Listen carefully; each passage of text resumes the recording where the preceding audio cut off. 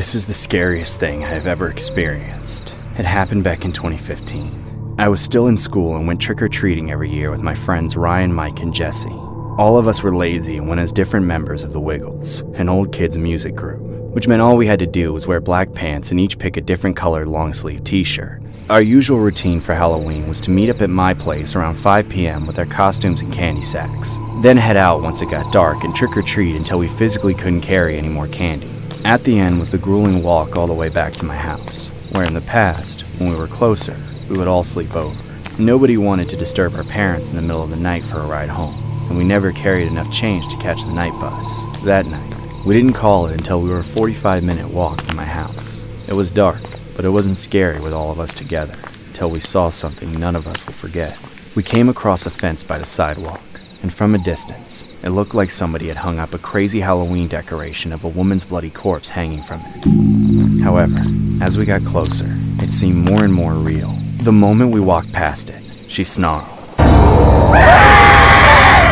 We all ran off screaming. The sound she made was like a zombie choking on blood. A block down the road, we finally stopped to catch our breath and talk about what happened. We couldn't decide if it was a really convincing animatronic or an extremely dedicated prankster waiting for people to walk by. Either way, all of us were uneasy and wanted to keep moving.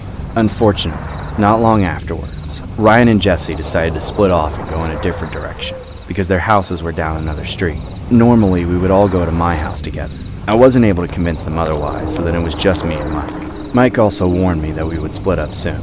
I tried to lure him into crashing at my place, but he said he would get in trouble with his parents if he didn't get home. A few minutes later, Mike went his own way too, and I was alone on the deserted streets. Gradually, as I walked alone down that dark road, my sulking and self-pity eventually gave way to anxiety. I had never been alone at night so far from home, and I definitely hadn't planned to do it for the first time that night. I felt mad at my friends for abandoning me at first, but every time I blinked, I saw that horrid woman on the fence screaming in my face. I still had to walk another 20 minutes to get home. That was more than enough time for something else even more horrifying to happen. Finally, I admitted to myself that I wasn't just afraid, I was on the verge of a panic attack.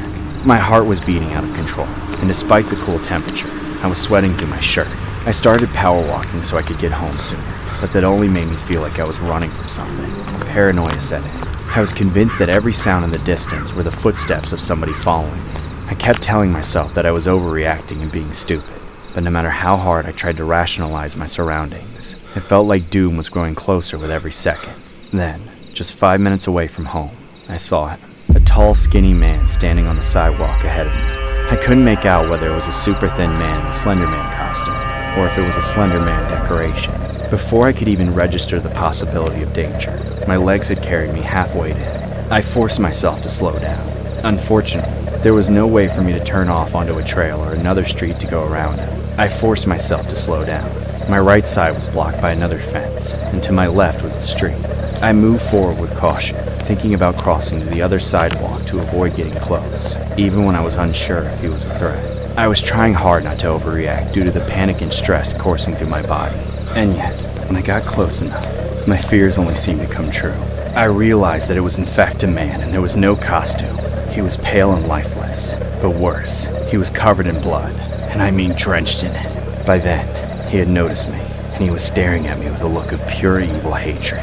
His gaze made me freeze. There was no chance on earth I was going to walk past him, even if he was just wearing fake blood and had a convincing psycho act that he was terrorizing me with. I tried not to move too suddenly as I continued to cross the street.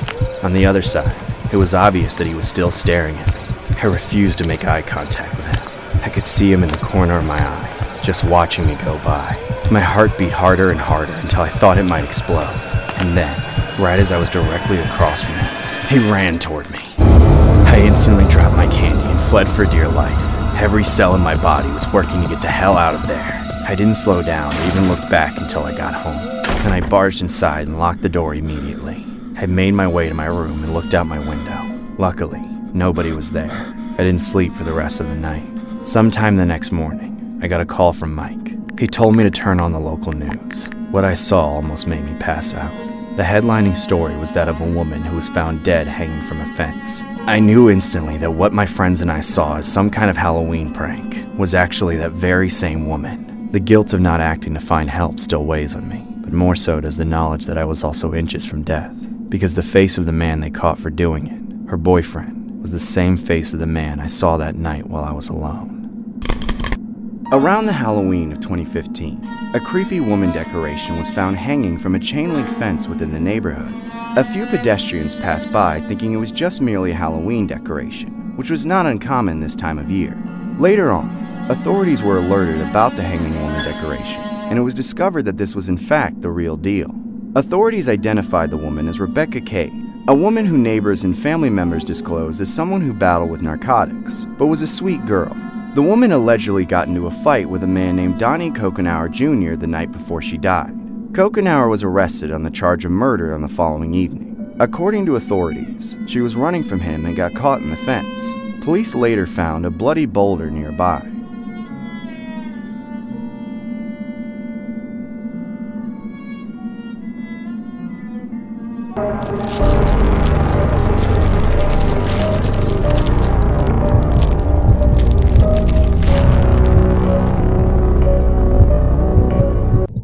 In 2021, Halloween fell on a Sunday.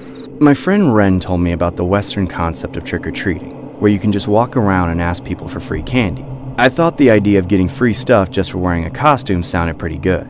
Naturally, I agreed to go with him. I was Batman and he was Robin. The trick-or-treating event was being held in a rich and fancy suburb not too far away. Robin and I took the subway and met at the station, then walked the rest of the way. On the way out that night, everything was packed. The train was crammed full of people, and so was the station. The streets were crowded too, especially once we arrived at the trick-or-treating neighborhood. There were lines of people waiting at the doors of all these big rich people's houses. A few very awkward hours later, and our sacks were full of candy. Robin and I had left the neighborhood and walked back to the station. Once his train arrived, we parted ways. I only had to wait another few minutes for my train, but in that time, I noticed something very strange. Everything was emptier now. Altogether, there were only about a dozen people waiting, most of which were in costumes. However, only one of those people was a cause for concern. A guy dressed as the Joker was standing about 3 train cars lengths away with an angry look on his face, staring at the wall in front of him. The costume was so realistic that it was genuinely scary, like Heath Ledger himself had been resurrected. Several people tried to come up to him and ask for pictures, but he shooed them away like pigeons and screamed at them. Everyone got the message to stay away from him, but I couldn't help staring at him. That's when he turned his head to look at me and twisted his face into a perfect Joker smile. It sent chills down my spine. I looked away and ignored him until my train came. The thought crossed my mind that I should wait for the next train, but I disregarded the idea because I was more concerned with getting home soon. I was very tired and wanted to sleep, although I couldn't shake the uneasy feeling that something was wrong with that guy. However, I had quite a few stops to go until I got off the train. After just a few minutes, I started to doze off slightly. I thought I was starting to dream and was hearing distant screaming as a part of some mini stress nightmare. But suddenly I realized those blood-curdling screams were real. I shot awake right as a man covered in blood ran past me. I almost thought it was part of his costume until a second person ran by. A moment later, the pungent smell of gasoline hit my nose and I heard someone laughing. I looked down to the end of the train car and saw him, the Joker, a bloody knife in one hand and an overturned fuel can in the other. Everyone else had already run to the other cars to get away from the Joker, who now had me in his sights. It finally dawned on me that I was Batman. He was coming for me. Why are you looking at me like that, Batman? Aren't you gonna try and stop me? What are you talking about? Why are you doing this?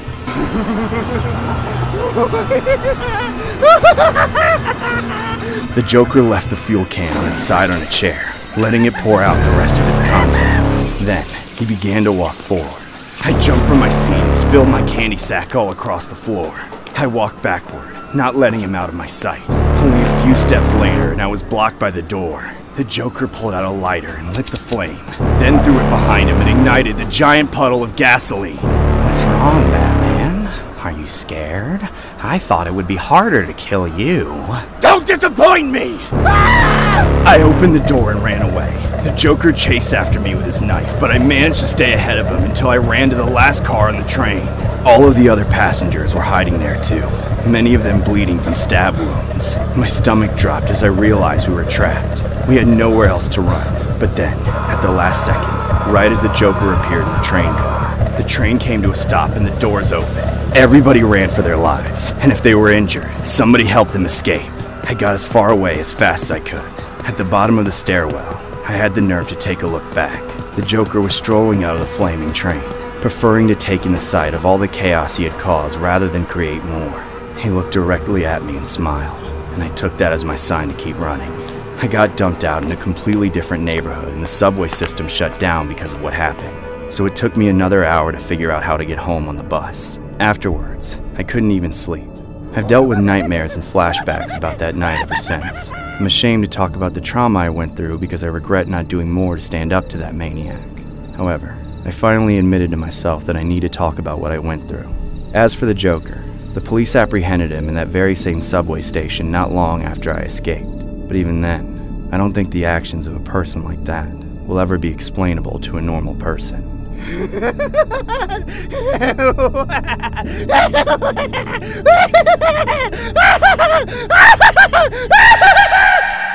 On October 31st of 2021, at around 8 p.m., a 24-year-old man named Kyota Hattori carried out a knife and arson attack on a railway train traveling in the western suburbs of Tokyo, Japan, injuring 17 people.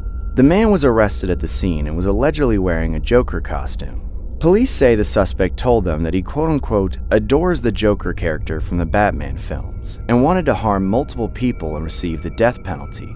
In the video, you can see the passengers desperately running for dear life, trying to get away from the crazed man. You can see people even trying to crawl their way out through the subway windows. The man they referred to as the Joker was later sentenced to 23 years for his heinous actions.